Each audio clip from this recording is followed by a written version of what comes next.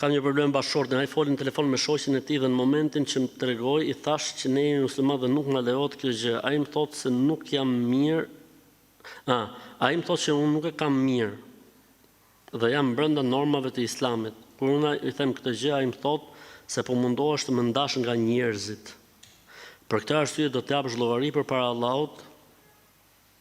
Do ky me fol me shoqet, s'ka problem.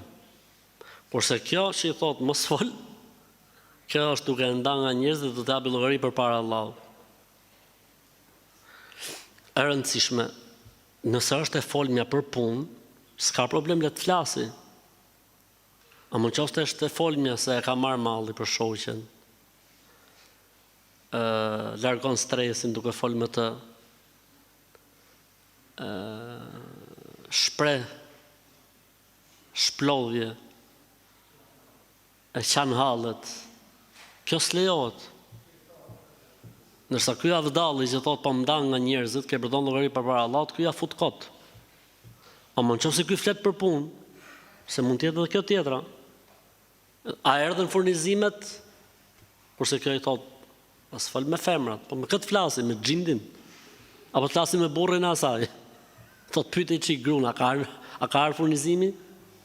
Kështu që varet se si është situata, po nëse është kështu siç është tregu këtu, s'ka drejt burri dhe ka drejt gruaja.